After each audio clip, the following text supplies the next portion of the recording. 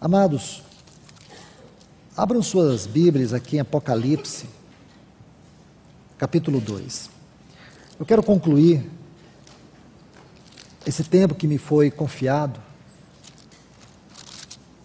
com uma palavra de encorajamento a todos vocês. Espero que todos vocês possam receber esta palavra como encorajamento, como fortalecimento, para que vocês venham corresponder ao compromisso sério de pregar este evangelho genuíno, de buscar viver este evangelho genuíno, viver a vida cristã, não de maneira teórica, mas com realidade espiritual. Vamos tomar estes textos e abrir o nosso coração para que o Espírito Santo nos guie na sua palavra.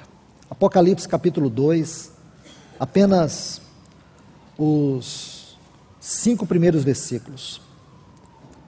Escreve ao anjo da igreja em Éfeso: aquele que tem as 7 estrelas em sua destra, aquele que anda no meio dos 7 candeeiros de ouro, diz isto: eu conheço as tuas obras, teu árduo trabalho e paciência, que não pode suportar os maus, e provaste os que se dizem ser apóstolos e não são, e os achaste mentirosos. Sofrestes, tiveste paciência, trabalhaste arduamente por amor ao meu nome, e não esmoreceste. Mas, aqui nós temos uma conjunção adversativa que estabelece um contraste. Mas, tenho contra ti que deixaste teu primeiro amor. Lembra, pois, de onde caíste. Arrepende-te e pratica as primeiras obras, pois, se não, venho imediatamente a ti e tirarei teu candeeiro de seu lugar. Amados irmãos e irmãs, vamos atentar para os detalhes desta preciosa carta. Existem alguns detalhes estruturais que eu creio que não dá tempo de fazer toda essa abordagem, até porque o meu encargo não é tratar de maneira expositiva acerca dessa carta, com todas as esferas da revelação, da aplicação, da interpretação que nós podemos ter aqui. Meu encargo é tomar esta carta como um pano de fundo, para que a gente possa ver a nossa própria realidade hoje. Mas não posso ignorar alguns pontos essenciais aqui, que são como a chave que vai abrir os princípios espirituais os quais o Senhor deseja que nós venhamos considerar juntos. Todos nós sabemos que estas cartas, elas descrevem uma história que de fato existiu, essas igrejas existiram de fato. Sabemos também que esta carta descreve um estado espiritual que essas igrejas viveram, especialmente essa igreja de Éfeso, ela viveu esta triste realidade espiritual. Outro detalhe que nós temos que também considerar é que, embora essa carta retrate uma crise dentro da história dessa igreja, o objetivo do Espírito Santo não é nos contar a história, até porque este livro de Apocalipse, ele é um livro de profecia. O que significa é que aqui está uma mensagem profética para a igreja. Se você estudar a história da igreja, você vai ficar surpreso em descobrir que ela está dividida em 7 períodos. Podemos afirmar com segurança que o Senhor, de maneira profética, Ele divide a história da igreja nesses 7 estágios aqui. Não quero entrar muito também na estrutura de todas estas cartas, porque senão a gente vai para um foco que não é o objetivo do Senhor hoje, nesta manhã. Apenas isso para que vocês saibam. Agora, observe, irmãos, alguns detalhes aqui. O Senhor diz assim: escreve ao anjo. A palavra anjo aqui, você tem que buscar o sentido dela no original, é mensageiro. Como a Bíblia diz que João Batista era o mensageiro, então é mensageiro. Da igreja em Éfeso. O nome Éfeso significa desejável, porque aqui expressa o sentimento do Senhor pela sua igreja. Ele deseja a sua igreja. Ele está reivindicando a sua igreja. Aquele que tem as 7 estrelas.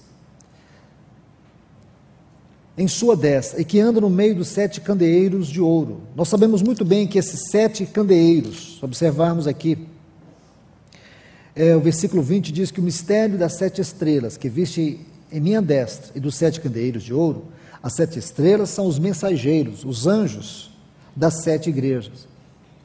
E os 7 candeeiros que vistes são as 7 igrejas. Então aqui nós temos uma figura da igreja.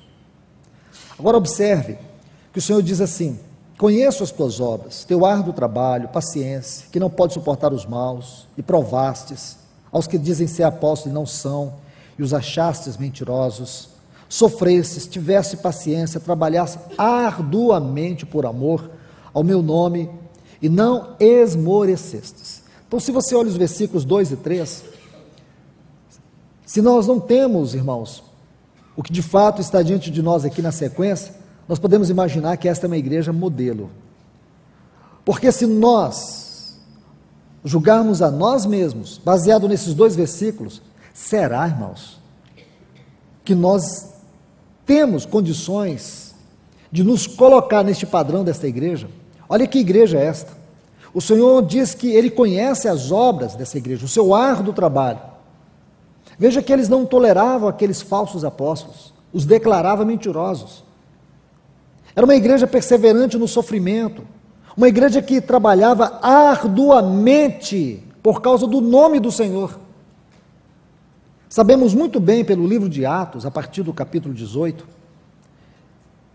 que não houve nenhuma igreja onde Paulo se dedicasse tanto como a igreja de Éfeso. Ele chega a dizer para esses irmãos, e se você fizer uma leitura do versículo 17 do capítulo 20, quando ele estava em Mileto e ele manda chamar os presbíteros de Éfeso. Aí nos versículos seguintes, ele vai fazer uma exposição para eles. Ele chega a dizer para eles que ele havia compartilhado entre eles todos os desígnios de Deus. Então, queridos, amados irmãos e irmãs, ainda soma-se a isto a carta que Paulo escreveu a esta igreja. Eu creio que do ponto de vista da doutrina e da prática cristã, nós não temos nada que se compare com esta carta. As questões práticas da vida cristã, nesta carta, tem uma tônica superlativa, exagerada, no bom português. A posição daquilo que é a igreja, nosso chamamento divino, nossa vocação celestial, a nossa salvação, Paulo vai colocar de uma maneira exagerada. Para você entender, é como se ele estivesse escrevido essa carta coberto de um profundo espanto e assombro de ver a glória da graça de Deus. Imagine que depósito esta igreja tinha. Imagine o que esses irmãos receberam da parte do Senhor. Agora o Senhor está dizendo para eles tudo isto. Irmãos, quando eu leio esses versículos 2 e 3, meu sentimento é de pedir, Senhor, tenha misericórdia de nós. Tenha misericórdia. Você sabe que misericórdia, Deus não dá a nós aquilo que nós merecemos. A palavra misericórdia vem do latim misereu cardio, é colocar sobre o coração as misérias do outro. Então, é bom você ter isso em mente. Senhor, tenha misericórdia de nós. Porque essa era uma igreja, irmãos, que de maneira superficial, podemos dizer, ela tinha uma boa aparência de obras. Só que a igreja de Éfeso tinha mais obras do que amor. E as obras de Éfeso não estavam fundamentadas no amor, no relacionamento com Deus. Aí, observe, versículo 4, mas tenho contra ti, que deixaste o teu primeiro. A palavra primeiro aqui, na tradução, é o melhor. Quando o pai do filho pródigo diz assim, tomai a melhor roupa, essa palavra, melhor, o teu melhor amor. O amor deles era um amor puramente emocional, ou estritamente emocional. Não era um amor profundamente relacional. É um amor que vivia numa esfera almática. Era um amor de meras sensações. Observe tudo, irmãos, com cuidado. O Senhor diz ainda, lembra, pois, de onde caíste. Agora, aqui nós temos uma frase interessante, caístes. Lembra, pois, de onde caístes. Essa igreja estava caída, mas tinha boas obras. Essa igreja estava caída, mas ela trabalhava arduamente pelo nome do Senhor. Essa igreja, embora caída, ela não suportava os falsos apóstolos. Ela resistia aos falsos apóstolos, mas estava caída. E aonde ela caiu? Ela caiu no relacionamento com o Senhor. Mas como nós podemos ver de maneira prática a queda desta igreja? Aí o Senhor vai dizer para ela, arrepende-te e pratica as primeiras obras. Olha essa frase, pratica as primeiras obras. Irmãos, onde nós podemos encontrar as primeiras obras no Novo Testamento? Onde nós podemos tocar isto? E ver com nossos próprios olhos e ser ajudados nesta manhã. Eu acredito que o único lugar onde nós podemos encontrar estas primeiras obras está no livro de Atos, porque ali veremos a igreja no seu estágio inicial, ali nós veremos as primeiras obras. Sabemos que aquela igreja era uma igreja triunfante, sabemos que aqueles primeiros irmãos, eles viveram algo na terra, que até hoje nós temos lutado para viver.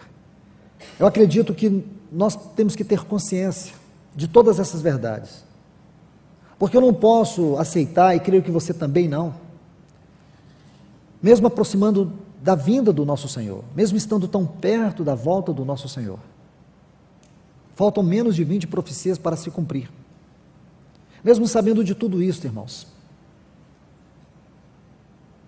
eu acredito que todos nós aqui não desejamos que a igreja vá se apagando, e quando tiver só um fiapo de luz, o Senhor vem buscar ela na terra.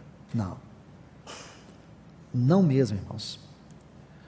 Porque essa igreja que está aqui, ela está sendo preparada para que ela se torne um instrumento de Deus para preparar o caminho para a volta do seu Filho. Esta igreja que está aqui, ela precisa se dar conta da grandeza do seu chamamento. E eu tenho por certo que o Senhor, antes da volta do seu Filho, Ele fará algo extraordinário no meio do seu povo. Ele vai reivindicar essa igreja para Ele. Não uma igreja institucional, não uma igreja onde as obras tomem o lugar do amor, mas uma igreja onde as obras é fundamentada no amor, no relacionamento com o Senhor. Eu tenho convicção disto, porque a pessoa que Ele enviou para fazer esta obra não falhará. Como Eliezer buscou Rebeca, entregou para Isaac, o Espírito Santo está aqui, ele não falhará. Vamos observar detalhes aqui. Lembra-te, pois, de onde caíste, arrepende-te e pratica as primeiras obras, pois senão venho imediatamente a ti, tirarei teu candeeiro do seu lugar. Agora, se você observar, qual é o lugar do candeeiro? Nós podemos ver tanto aqui como também lá no livro de Êxodo. Mas, irmãos e irmãs, vamos tentar nos deter aqui, porque senão nós não vamos ter tempo suficiente para concluir essa palavra. Aqui você vai ver que o candeeiro ele estava em torno do Senhor. O Senhor era aquele que passeava entre os candeeiros. Os candeeiros estavam focando Ele. Os candeeiros estavam em torno dele. A centralidade desses candeeiros é o Senhor. E perder, ser removido do candeeiro, tem muitas implicações por debaixo dessa frase. Aqui nós podemos dizer que perder o candeeiro é perder essa centralidade de Cristo. É Cristo deixar de ser o centro. Compreende isso? É Cristo deixar de ser o nosso foco, porque os candeeiros estavam focando nele. Tirar o candeeiro é perder essa essência, é perder esse foco. Aí é onde entra entretenimentos, profissionalismo, secularismo dentro do corpo de Cristo. A igreja deixa de ser um organismo vivo para se tornar uma organização. Isso a gente sabe muito bem que foi gradativo. Primeiro nós vemos a igreja em Jerusalém, o corpo de Cristo. Aí depois ela migrou-se para Roma, não demorou muito, se tornou instituição. Foi para a Grécia, se tornou filosofia. Foi para a Europa, se tornou uma cultura. Foi para a América, se tornou um negócio. E a igreja no Brasil é um resultado de quase tudo isso. Eu creio que nós não estamos felizes com isso, irmãos. Nós não podemos admitir que o candeeiro seja tirado. Nós temos que dizer: Senhor, retorna o candeeiro no Brasil para o seu devido lugar. Senhor, Tu és o nosso foco, mas não é de palavras, irmãos. Isso tem que ser realidade, tem que ter realidade. Vamos examinar esse texto, esse versículo 5 com mais cuidado. Essa igreja estava caída. Ela estava caída, e a prova da sua queda é que ela não amava o Senhor com um verdadeiro amor. Ela tentava amar o Senhor com obras. Irmãos, o Senhor não precisa de nós, embora Ele conte conosco. Mas Ele pode fazer tudo sem nós, mas Ele resolveu fazer juntamente conosco. Isso não é privilégio apenas, isto é uma grande responsabilidade. Porque Ele decidiu contar comigo e com você. Então, queridos, vamos para o livro de Atos. Vamos buscar aqui no livro de Atos a síntese disto. O que pode lançar luz neste versículo 5? Especialmente aonde a igreja caiu. E o que são essas primeiras obras? Vamos tomar uma síntese de tudo isso. Atos 2, 42. E perseveravam na doutrina dos apóstolos, na comunhão uns com os outros, no partir do pão e nas orações. Aqui nós temos 4 pilares, podemos chamar os 4 pilares da vida prática da igreja. A igreja primitiva era descrita por estes 4 pilares. Se você caminhar por dentro do livro de Atos, você vai ver esses 4 pilares aqui. Esta doutrina dos apóstolos, esta comunhão, esse partir do pão e as orações. Veja como eram as orações no livro de Atos. Se você observar, as orações desta igreja tinham uma realidade profunda, de um relacionamento com Deus. Eles oravam, anjos eram enviados para livrar os apóstolos da prisão.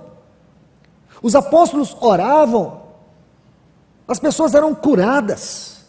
Aquela era uma igreja que tinha expressão e realidade espiritual. Irmãos, nós não podemos nos contentar em ver o golfo que nos separa da realidade daquela igreja. Podemos estar separados historicamente, mas é o mesmo Deus, é o mesmo Espírito que veio habitá-los, também nos habita. Nosso problema é um problema de consciência. Nosso problema é um problema de fé.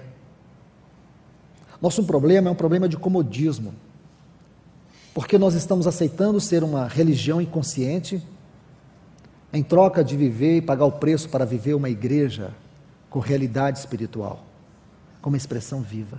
Compreende, irmãos? Eu espero que vocês não estejam olhando para mim e me rejeitando, achando que eu estou sendo duro demais, porque eu não quero, irmãos. Eu só quero compartilhar o encargo que está no meu coração. Quero que vocês recebam essas palavras com muito amor. Então, queridos,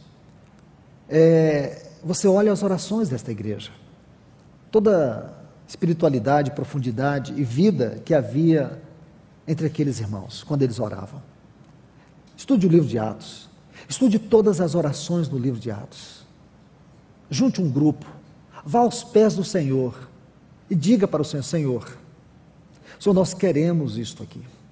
Eu estou fazendo uma exposição de trás para frente, mas espiritualmente isso não pode ser mudado. Essa ordem que está aqui, a doutrina dos apóstolos, comunhão, a partir do pão e as orações, segue uma ordem divina. Embora eu estou fazendo a exposição de trás para frente propositadamente. Então, irmãos, estude, vão junto aos pés do Senhor. Vejam todas as orações em Atos.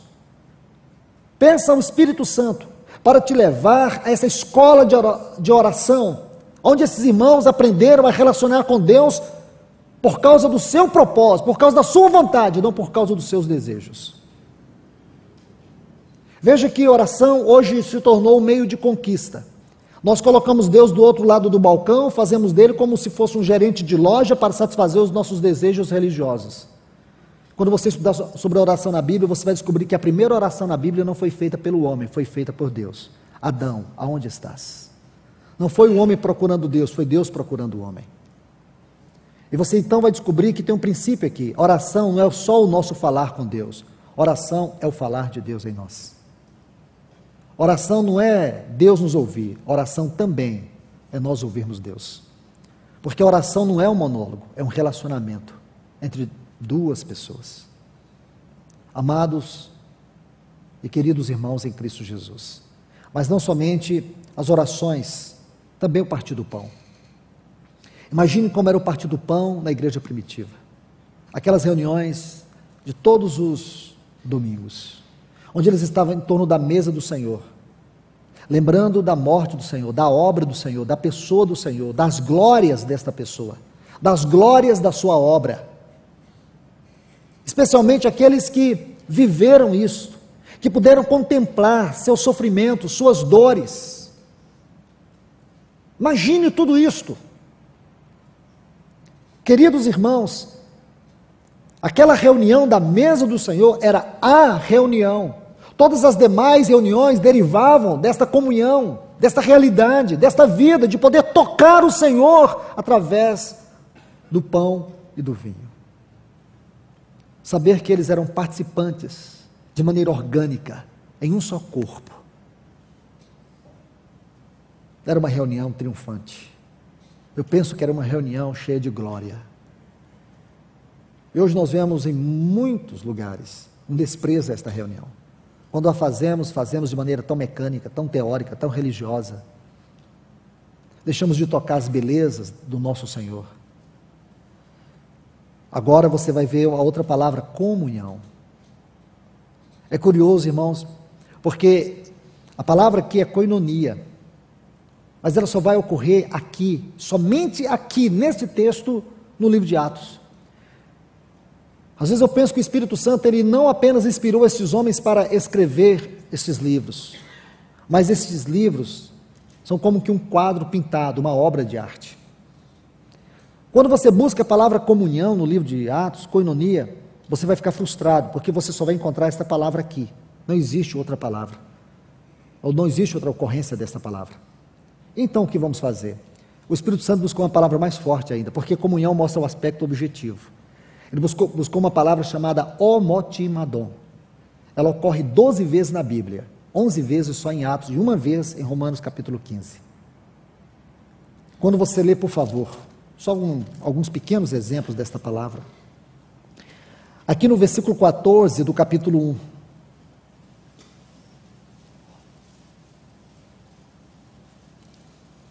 Atos 1,14. Todos esses perseveravam unânimes. Homotimadon. Esta é a palavra aqui. Nós temos uma frase, mas no original temos uma palavra. Capítulo 2, versículo 1. Quando chegou o dia de Pentecoste, estavam todos reunidos. É uma frase, mas no original só temos uma palavra. Ainda o versículo 46 deste mesmo capítulo. E perseverando unânimes. Capítulo 4, versículo 24.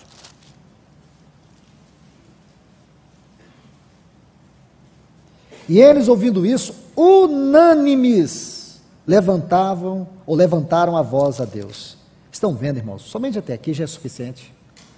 Estão vendo como que o Espírito Santo vai falar desta comunhão em Atos? Ele busca uma palavra. Quando você estuda a etimologia, a raiz dessa palavra, todo o seu conteúdo, você vai ver que essa palavra era usada para descrever uma grande orquestra musical. São muitos instrumentos, mas produzindo um único som harmonioso. É isso que o Espírito Santo está nos ensinando, que a comunhão é isto. Há diversidades entre nós, há certas particularidades entre nós, algumas diferenças entre nós, mas quando nós estamos juntos, nós conseguimos produzir um único som, um único só barulho, um único só movimento. Isto é comunhão. Entende, irmãos? Que palavra tremenda é essa que o Espírito Santo colocou aqui? Você vai encontrar essa palavra 11 vezes no livro de Atos, em nenhum outro lugar mais, porque o Espírito Santo quer nos mostrar que a comunhão é prática. A comunhão é prática. A comunhão não é uma teoria. A comunhão é realidade. A comunhão, ela tem como único objetivo expressar a triunidade divina, ou a realidade da vida da triunidade em nosso viver, como igreja. Isto é corporativo, isto é orgânico. Agora vamos ao que nos interessa, especialmente dentro do contexto da palavra desta semana. A doutrina dos apóstolos. Irmãos, o que era esta doutrina? Será que ali no início da história da igreja os apóstolos reuniram, fizeram um compêndio de doutrinas, de princípios, para que os irmãos pudessem guardar, praticar? Será que essa doutrina dos apóstolos era algum livro que nós desconhecemos? Há um texto que vai lançar luz sobre essa frase. Olha aí o capítulo 5, versículo 42. Neste texto você vai ver a clareza daquilo que é a doutrina dos apóstolos. Eles não cessavam de pregar e de ensinar o quê? Que Jesus era o Cristo. Então, qual era o ensino deles? Qual era a doutrina deles? Era Jesus, o Cristo. Aqui você tem uma luz muito clara. Agora você vê que havia uma palavra viva. Essa palavra viva era a doutrina deles. Não era um livrinho à parte, não. Não eram algumas práticas instituídas pelos apóstolos. Não, irmãos. Era uma pessoa viva. Essa pessoa era real na vida deles. Agora você vê a sequência. Nós temos que ter primeiro esta palavra viva. Porque se nós não temos a realidade desta palavra viva dentro de nós, seja individualmente, seja coletivamente, como que nós vamos ter esta comunhão? Cada um vai falar o que acha, o que pensa. Aí as ideias vão fluir. Cada um acha que tem que ser desse jeito. Irmãos, é isso que nos divide. É porque nós perdemos a essência da vida da palavra e ficamos com a teoria dela. Nós precisamos retornar à prática da palavra de Deus. E retornar à prática da palavra de Deus requer relacionamento com o Senhor. Não é relacionamento com instituição, com organização. É um relacionamento com a pessoa mesma, com essa pessoa bendita. Crer que esta pessoa bendita dentro de mim não é somente a vida da minha vida, mas é a palavra viva que forma o meu caráter, que me dá sabedoria espiritual, para que eu tenha revelação, ou desta revelação eu tenha sabedoria espiritual, para ser tanto um testemunho vivo da palavra, como também ter a expressão da palavra. Porque se nós não temos, irmãos, a nossa comunhão é baseada em quê? Em preferências? Alguns preferem essa doutrina, outros já são mais simpatizantes desta outra. E aí é baseado nisso que nós temos comunhão? É naquilo que eu gosto, naquilo que eu acho, naquilo que eu penso? É assim que nós vamos buscar ter comunhão? Mas se nós temos uma palavra viva, essa palavra é o governo de Deus nos nossos corações, na nossa mente, no nosso andar, no nosso caminhar. Era isso que eles tinham. E essa palavra, ela era crescente, ela era ascensional. E essa é uma riqueza que você não pode perder de vista. A palavra do Senhor, ela não opera em nós de maneira estática. Ela vem a nós, mas ela tem uma obra ascensional. Vou tomar um exemplo aqui em Atos. Por favor, vamos ler alguns textos para que vejamos isso com muito cuidado. Se você observar o versículo 7 do capítulo 6, versículo 7, aqui de Atos dos Apóstolos. É tão curioso, irmãos, você estudar o termo logos e o termo rema. Você sabe que rema fala da palavra no sentido mais experimental, vivificante. É o sentido mais subjetivo. Logos é o sentido mais objetivo. O termo logos em Atos ocorre 64 vezes. Rema ocorre somente 14 vezes. Versículo 7 do capítulo 6 diz: crescia o logos. Aqui é logos. O logos do Senhor. Então você vê, crescia o logos e se multiplicava o número dos discípulos. A grande tragédia que nós temos visto no nosso tempo contrário, cresce muito o número dos membros, e nós não vemos que esse crescimento é produto da palavra, mas de estratégias, de marketing religiosas. Irmãos, o Senhor está nos chamando de volta à sua palavra. O Senhor está nos chamando de volta para ver onde foi que a igreja de Éfeso caiu. Talvez isso explique o nosso estado hoje. Como nós temos procurado conviver com o evangelho que está completamente fora da mente, do propósito de Deus. Nós temos que rever as bases aonde nós estamos, ver se esses 4 fundamentos, eles são de fato a realidade da vida espiritual que nós temos vivido. Porque isso é sério, irmãos.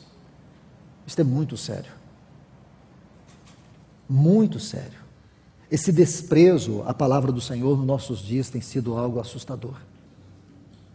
Observe, irmãos, crescia-se o número dos discípulos. Mas por que crescia? Porque a palavra estava fazendo o seu papel. A palavra estava operando o seu papel. A palavra do Senhor, ela crescia. Parece que nós vivemos num tempo onde a palavra do Senhor tem sido algo muito raro, difícil de encontrar.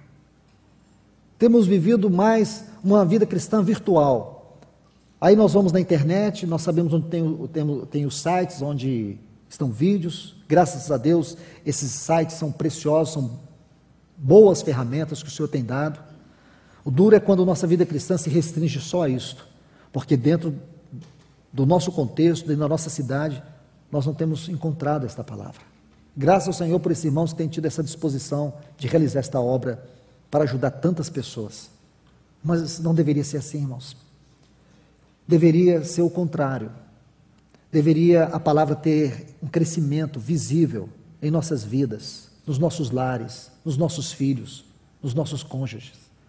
As pessoas deveriam olhar na nossa casa e ver a realidade da palavra. Vamos para um outro texto.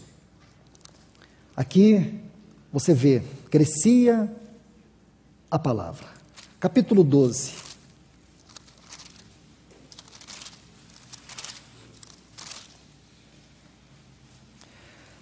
Versículo 24. Capítulo 12, versículo 24. Mas a palavra do Senhor crescia, isso aqui é um assunto passado. Agora nós temos um fato novo, se multiplicava. Porque temos discípulos que são frutos desta palavra. E entre esses discípulos, e por esses discípulos, e através desses discípulos, ela foi se multiplicando. Porque cada um se tornou uma expressão desta palavra. Agora a palavra não apenas crescia, esse já era o seu papel confirmado, isso já era um fato. Na igreja primitiva, o crescimento da palavra era um fato. Agora havia um elemento novo, ela passou a ser multiplicada. Ela passou a ser expandida. Ali agora não havia somente 12 homens, mas haviam discípulos que eram frutos do trabalho dessa palavra, da obra dessa palavra. Eles foram gerados por esta palavra. Agora a palavra começou a crescer, a se multiplicar neles e por meio deles. Vamos para o último versículo que quero ler nessa sequência. Capítulo 19.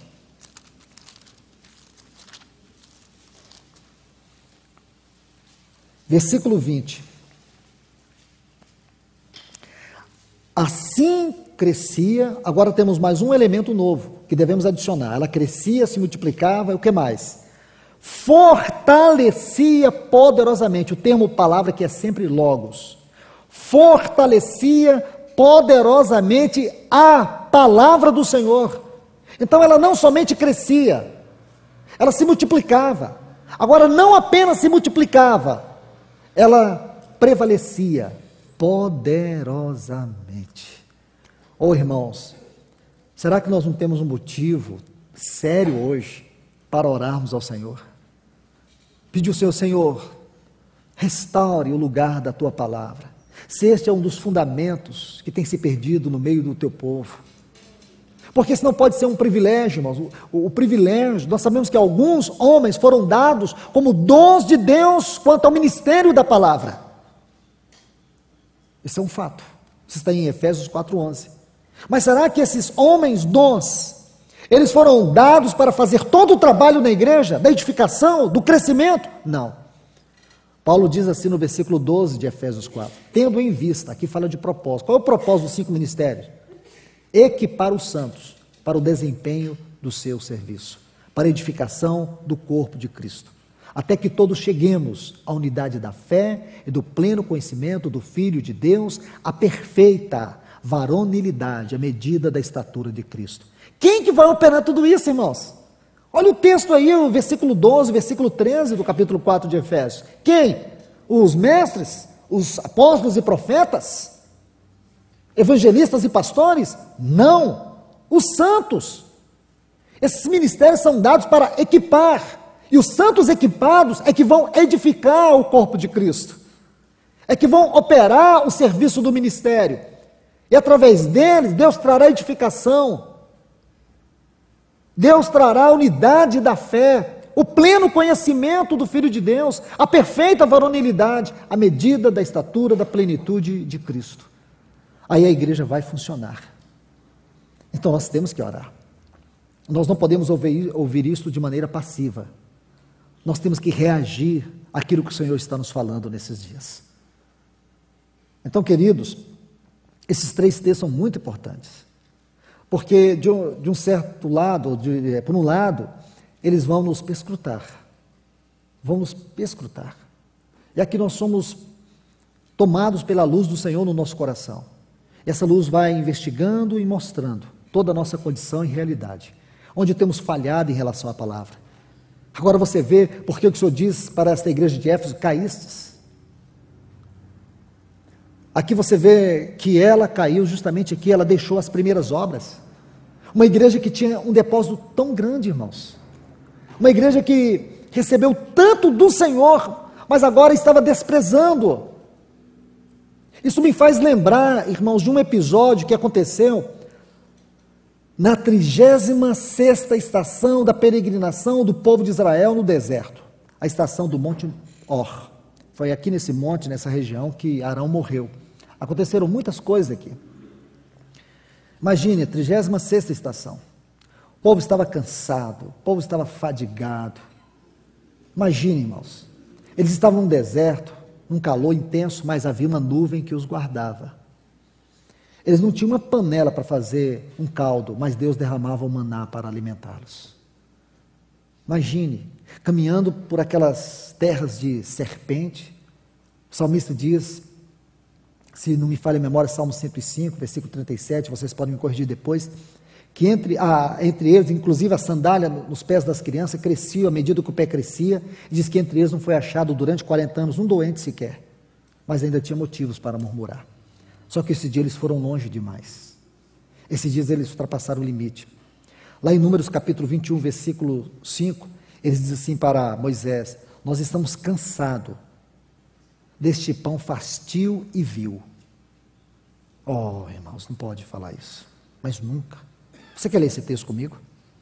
Vai lá, Números capítulo 21. Veja os versículos 5 e 6. Partiram do Monte Or, pelo caminho do Mar Vermelho, para rodear a terra de Edom. Porém o povo tornou impaciente no caminho. E falou o povo contra Deus e contra Moisés: por que nos fizeste subir do Egito, para que morramos neste deserto? Pois não há pão e nem água, e nossa alma tem fastio deste pão vil. Você sabe o que significa a palavra fastio aqui? É nojento. Essa é a tradução no original. Nojento, repugnante. Nós temos repugnância deste pão que está caindo do céu. Aí eles usam uma outra palavra, vil, deste pão nojento e desprezível. Percebe, irmãos? Imagine o coração de Deus ouvindo essas palavras. Irmãos, nós temos que pensar em tudo isso, porque podemos não falar, mas nossa atitude pode demonstrar. A maneira como nós não temos amado sua palavra, a maneira como nós temos procurado ouvi-la, como eu tenho repetido aqui, em quase todas as palavras, intelectualmente, religiosamente, mas não recebê-la como vida. Não levar a sério aquilo que o Senhor fala. Quando você estuda estas 7 cartas, você vai ver que é justamente isso, é um desprezo à palavra do Senhor, é um abandono à palavra do Senhor, aquele que é o primeiro fundamento, a doutrina dos apóstolos, aquela palavra viva, porque é dela que tudo vai se derivar, a comunhão, o partir do pão, as orações. Como nós vamos orar sem a palavra de Deus, irmãos? Isso vai virar uma reza, um monólogo. O evangelho vai se tornar um meio de entretenimento espiritual. Nós vamos perder um relacionamento mais íntimo com o Senhor, ele vai ficar de fora.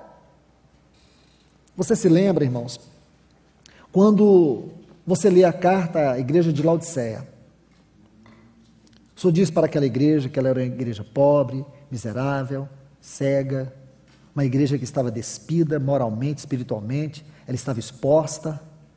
Você pensa que a parte mais triste da palavra de Deus para essa igreja são estas? Porém, eu acho que não. Para mim, não é quando o Senhor diz assim, eu estou a ponto de vomitar-te da minha boca. Para mim também essa não é a parte mais dura quando eu leio esta carta. Porque para mim essas são as consequências. A parte mais dura, mais dolorida, que tem que nos estremecer está no versículo 20, embora todo mundo lê esse versículo de uma maneira errada. Eles veem nesse versículo somente a esperança. É claro que ele tem, mas essa parte é subsidiária. O ponto essencial não é esse. O Espírito Santo não quer que você olhe apenas que o Senhor está batendo, querendo entrar. O Espírito Santo quer te mostrar outra coisa. Eu sei que muitos tomam esse texto de maneira positiva, mas esse texto ele tem um caráter profundamente negativo dentro desse contexto. Eu vou te mostrar por quê. Veja, o Senhor não está falando da sua igreja? Está. Esta igreja não é a casa dele? É. E por que ele está de fora? Quando você chega na sua casa, você tem um costume de ficar batendo na porta, esperando a sua esposa abrir? Ou você tem liberdade? A chave não fica com você? Com quem fica a chave da sua casa? É com você. Você tem a chave. Você tem a autoridade de entrar. Porque a casa te pertence.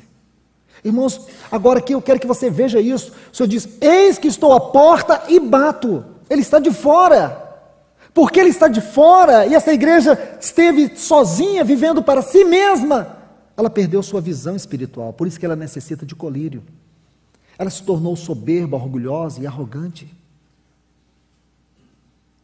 Por isso que o Senhor estava a ponto de vomitá-la de sua boca, porque ela o colocou de fora.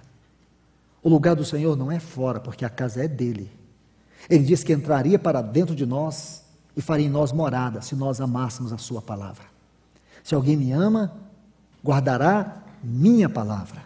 E o Pai o amará, e viremos para ele, e faremos dentro dele morada. Se nós somos a morada do Senhor, por que ele tem que bater para entrar? Ou tem dia que você fala, Senhor, hoje não dá. Não. Irmãos, ele tem que tomar o controle de tudo.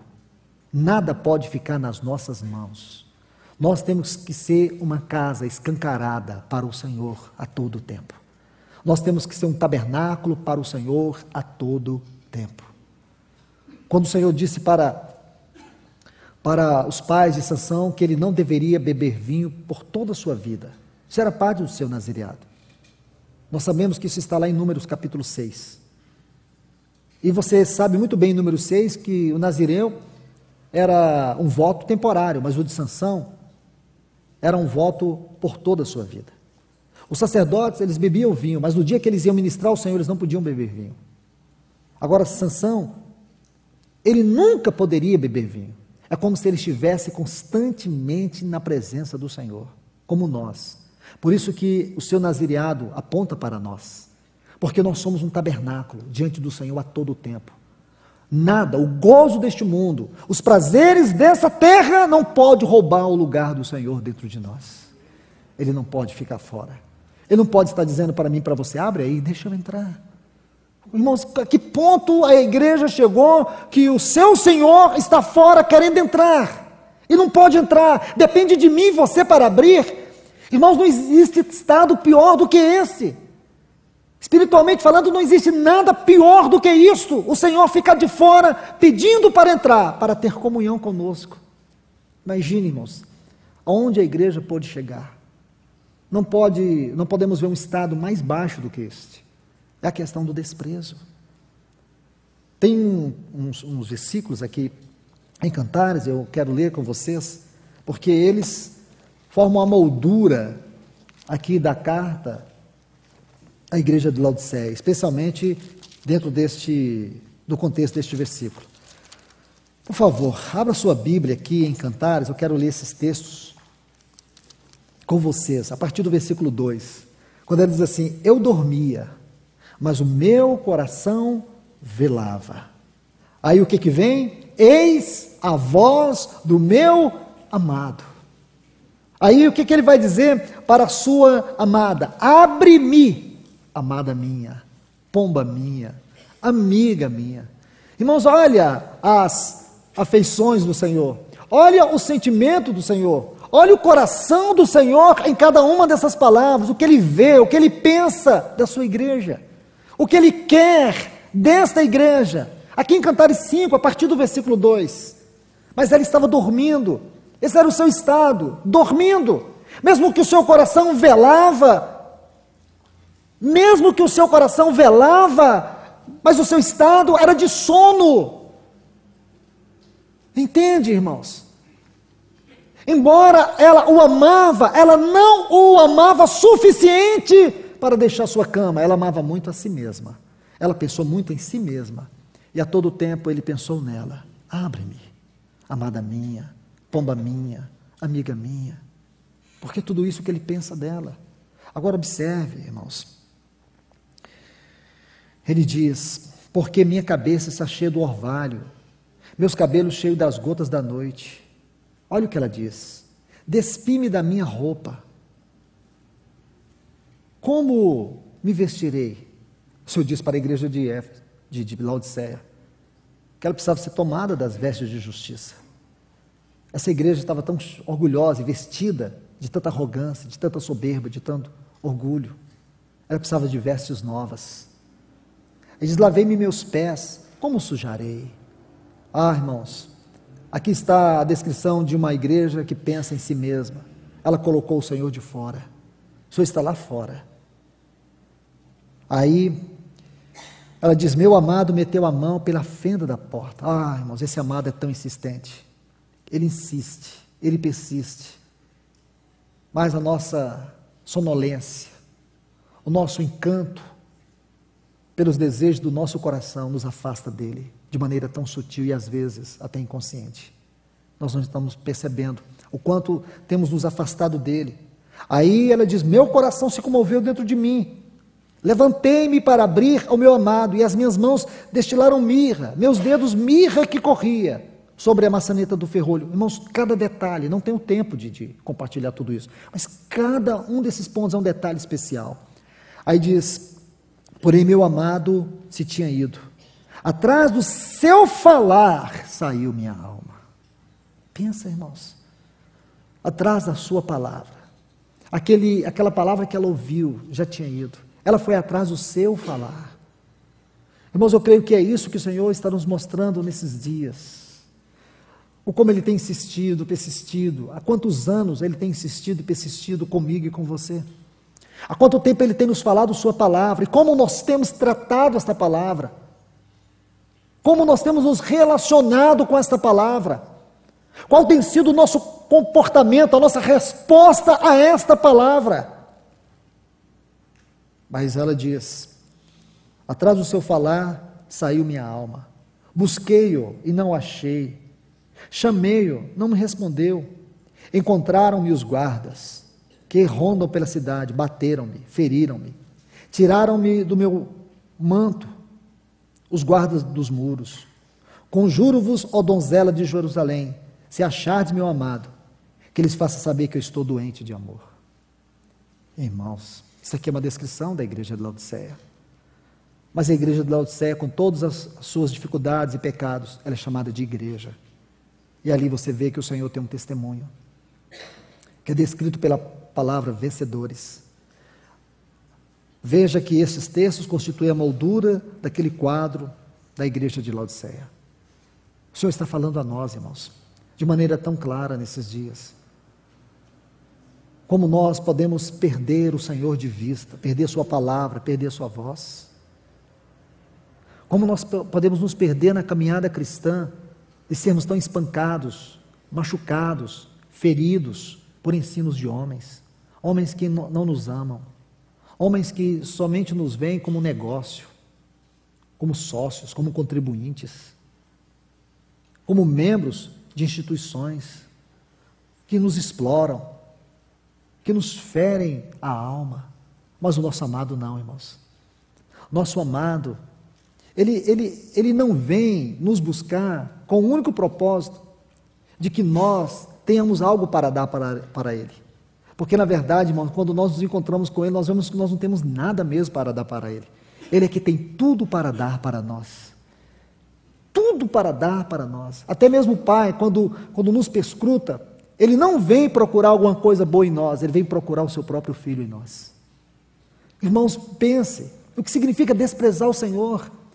O amado tinha ido, ela foi procurar a sua palavra, a sua voz, porque a sua voz, a sua palavra, aqui no Novo Testamento nós temos visto isso, é a mesma coisa, sua voz, sua palavra, este falar doce, este falar de vida, este falar de poder, este falar de graça, este falar de glória, este falar que é a expressão do próprio Deus, o brilho da própria glória de Deus.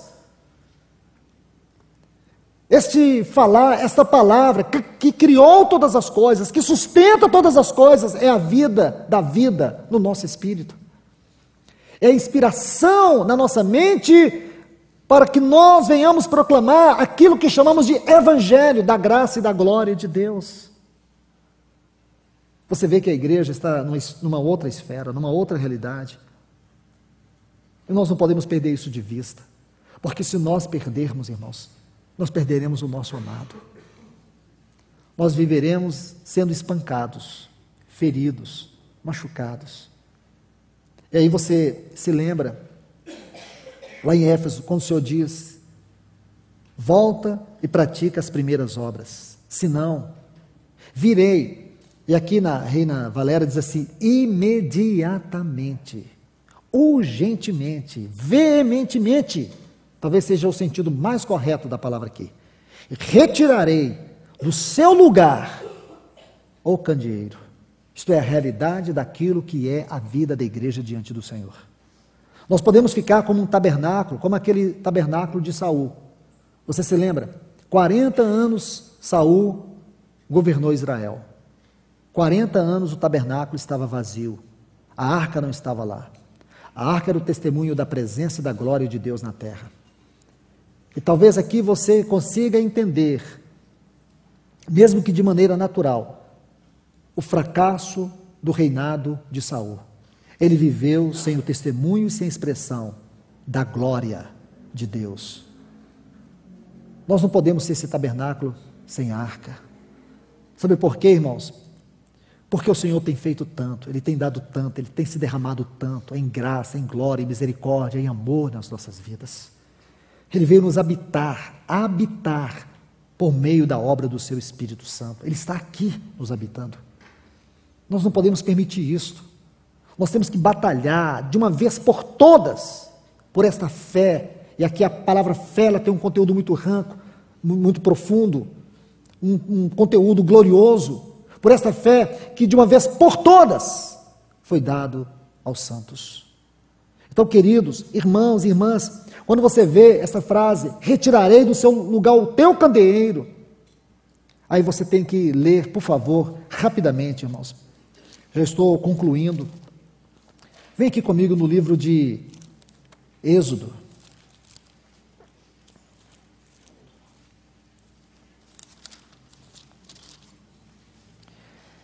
Versículo 17.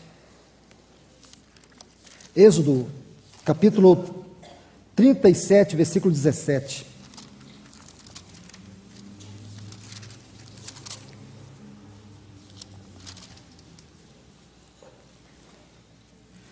Diz assim, versículo 17: fez também um candeeiro de ouro puro. Está vendo aqui? Irmãos, me lembrei de algo muito interessante. Volte comigo para o capítulo 25 de Êxodo também. Segura essa página aí, no capítulo 37. Veja aqui o versículo 31 do capítulo 25. Tem um detalhe pequenininho, não pode passar despercebidamente. Diz assim: farás também um candeeiro de ouro. Está vendo aqui o artigo? Aqui nós temos um outro artigo definido. Fez também o candeeiro de ouro. Já começa por aí. Nós não temos tempo de expor todas as questões, todos os detalhes, que significa agora perder o candeeiro. Nós vimos algo já. Nós vimos que uma das questões da igreja perder o seu candeeiro, o candeeiro ser removido, é o desprezo à palavra. É o desprezo a estes fundamentos espirituais. A comunhão, partir do pão, as orações. Mas você sabe que aquela ordem está ali e foi colocada por Deus. E ela tem que ser estabelecida. Em sentido prático, é que a comunhão, o partir do pão e as orações deve derivar da palavra. Porque a palavra, ela é o fundamento de todas estas práticas da igreja. Podemos colocar aqui a palavra como o fundamento. A palavra, a doutrina está aqui. E a prática, nas palavras seguintes. A comunhão, o partir do pão e as orações são as práticas da realidade e da vida e do poder da palavra na igreja. Então, por isso que essa ordem não pode ser mudada. Então, nós já vimos que significa perder o candeeiro. Agora, se você ler, e eu quero deixar isso para vocês, porque nós não temos tempo agora de estudar sobre isso. Porque teríamos que estudar tudo isso aqui e depois voltar e entender as implicações disso em relação à vida, o poder, a obra, a glória, a realidade deste Logos de Deus. Queridos irmãos e irmãs, então veja aqui esses dois artigos, porque o Senhor vai nos mostrar que perdeu o candeeiro, quando o candeeiro é tirado, esta realidade da igreja, a sua identidade também é corrompida. E hoje nós vemos isso. E de certa forma a realidade da igreja, sua identidade espiritual foi corrompida. Ela passou a ser denominada por muitas coisas, por muitas expressões que não revela a sua realidade interior, a sua vida diante de Deus. Porque quando você estuda o Novo Testamento, você sabe o que é a igreja e o que são as igrejas, no sentido singular e no sentido plural. Numa região, você encontra as igrejas da Ásia, porque a Ásia é uma região. Mas em Jerusalém você nunca vai encontrar as igrejas, porque Deus tinha esse testemunho, o seu candeeiro em cada localidade. Em cada cidade havia este candeeiro. Na Judéia, nós podemos ver as igrejas da Judéia, mas nunca a igreja na Judéia, porque a Judéia é uma região, haviam vários candeeiros. Então, quando o Senhor retira o seu candeeiro, uma das coisas que se perde também é a identidade, é a aparência visível da sua realidade espiritual. Irmãos, tudo isso está aqui. Foi o Espírito Santo que soprou. Aí depois você vê, esse candeeiro, ele era de ouro. Ouro fala da glória e do caráter de Deus. Deus está trabalhando em nós por meio do seu Espírito para que nós sejamos conformados ao seu caráter, à imagem do seu Filho. Quando nós não temos a realidade do candeeiro, esses fundamentos, essas verdades, esses princípios espirituais, eles não são enfatizados, não são ensinados. Aí um outro evangelho, um evangelho antropocêntrico, toma o lugar do verdadeiro evangelho. Está vendo, irmãos? Está vendo, irmãs? É isto. Mas não somente de ouro puro, deslavrado a martelo. Sabe o que é isso? O trabalho da cruz. Quando o candeeiro é retirado, a ênfase do trabalho da cruz, do caminho da cruz, é perdida no nosso meio. Você não vê ênfase sobre isto. Você não vê a verdade sobre este assunto. A cruz se torna algo estranho para nós. Se você vê um irmão passando por um problema, passando por uma luta, em qualquer esfera que for, já nasce um julgamento, deve ser pecado. Se você vê um irmão constantemente passando por certas circunstâncias difíceis, de lutas, às vezes humanamente você não tem como explicar. Você diz, é pecado não confessado. Sabe, irmãos, nós não conseguimos entender o bater desse martelo. Nós não conseguimos entender o que é esse trabalho da cruz. Nós podemos sofrer sim. Nós sofremos por causa dos nossos pecados, claro que sofremos, mas quando nós sofremos por causa dos nossos pecados, aí Deus quer nos levar ao quê? Ao arrependimento. Mas também podemos sofrer por causa do nosso ego. Uma pessoa que tem um ego duro, esse ego não converte, nós sabemos, ele tem que estar crucificado na cruz. Mas se você não quer manter ele crucificado na cruz, você vai pagar um grande preço, você vai sofrer. E quando o Senhor nos leva a sofrer por causa do nosso ego, sabe qual é o objetivo do Senhor? Nos quebrantar. Mas também podemos sofrer por causa de Cristo. E quando sofremos por causa de Cristo, sabe qual é o objetivo de Deus? É nos levar à maturidade. Então, irmãos, eu quero te falar algo, meu irmão e minha irmã. Sofrimento na vida do cristão não é uma coisa inexplicável, é algo explicável. Inclusive, quero te falar, somente na vida do cristão se explica o sofrimento. Porque o sofrimento na vida do cristão tem um efeito transformador. Não tem um efeito somente devastador.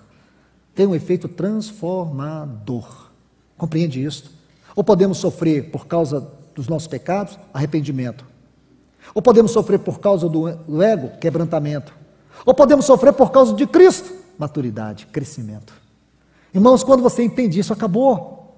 Seja em que esfera for, seja como for. Quando aquele rapaz entrou numa escola dos Estados Unidos, no ano passado, e ele matou a filha de um irmão, a única filha de um casal. Aí os irmãos foram visitar aquele casal. Quando chegaram lá, eles estavam cantando, a irmã estava cantando na cozinha. Aí os irmãos foram ali consolar, ficaram tão constrangidos, sentaram, não entenderam o que estava acontecendo. Aí disse para o irmão, quando a irmã veio trazendo um lanche, com aquele semblante tão feliz. E os irmãos não suportaram e perguntaram, mas irmãos, não estamos entendendo. Vocês perderam a única filha de vocês. E vocês estão aqui com um semblante tão feliz. A irmã olhou para eles e disse, irmãos, o Senhor se coloca justamente no lugar onde Ele nos fere. Pensa, irmãos, pensa. Só o cristão consegue entender o sofrimento. Só o cristão sabe o propósito de todas as coisas. Se uma outra pessoa está em desespero, está trancafiada num quarto escuro com depressão, mas o cristão não, irmãos, porque ele não caminha a ermo. Sua vida tem um propósito. O trabalho da cruz é uma glória em nossa vida. Seja em que área for, o trabalho da cruz é necessário. A cruz se faz necessária em nossa vida. Mas quando o candeeiro é removido, irmãos, veja a confusão. Aí nós precisamos fazer tanta coisa, irmãos, para tentar ajudar o povo. Aí nós temos que fazer isso, fazer aquilo, faz aquilo lá, faz mais não sei o quê, manda dar 7 voltas em torno do local, faz tanta coisa, irmãos, para minimizar. Nós não entendemos o trabalho da cruz, não entendemos a obra da cruz, não entendemos o caminho da cruz, não compreendemos o que é a cruz como princípio eterno em Deus. Veja que tragédia se torna a realidade da igreja quando o candeeiro é removido. Irmãos e irmãs, eu sinto muito, mas eu tenho que parar. Mas eu encorajo vocês, continue lendo. Vocês vão ver aqui, irmãos, até o versículo 24, quando vai falar de 34 quilos, mas se você estudar essa frase aqui, você vai ver que as versões muito antigas chega a falar até 33,5 quilos. Então 34 é um número redondo, 33,5 quilos, porque tem a ver com a pessoa e obra do Senhor, tudo isso aqui. Então leia, estude, veja todas as implicações, irmãos, do que significa desprezar a palavra, perder a palavra. Só o Senhor para nos ajudar. Sou grato a Deus pela paciência de todos vocês. E a minha esperança é que essa palavra caminhe em vossas vidas. Que não seja só nesse momento, mas que ela prossiga durante todo o tempo, que o Senhor possa ter lucro, possa ter caminho em você, que Ele encontre em você um lugar onde esta palavra, como a boa semente, encontre a boa terra para que ela possa frutificar para a glória do Senhor. Amados irmãos, muito obrigado, que Deus os abençoe. Vamos orar. Pai querido, em nome do Teu Filho Jesus, nós Te louvamos por todo esse tempo que temos passado aqui aos Teus pés. E ainda Te louvaremos pelas próximas palavras que serão ministradas. Obrigado, Senhor. Volta o nosso coração, a nossa mente para estas palavras aqui nesta carta à igreja de Éfeso. Para cada texto que foi lido aqui, Senhor. Volta o nosso coração. O Senhor me conhece, o Senhor conhece cada um de nós. O O Senhor sabe da maneira como nós temos tratado a Tua palavra, a maneira como nós temos ouvido, a maneira como nós temos lido e a maneira como nós temos praticado. Senhor, derrama a Tua misericórdia em nossos corações nesta manhã. Senhor, toma as nossas misérias, Senhor, nos ajuda, Senhor. Ser longânimo conosco, retarda, Senhor, os Teus duros tratamentos, Pai. Porque nós precisamos muito de Ti, Tu sabes o quanto nós somos incapazes. Mas encha-nos do Teu Espírito nesta manhã. Ajuda-nos, Senhor, a amar, a abraçar, a acolher dentro de nós esta palavra que o Senhor tem nos dado, Senhor. Ajuda-nos.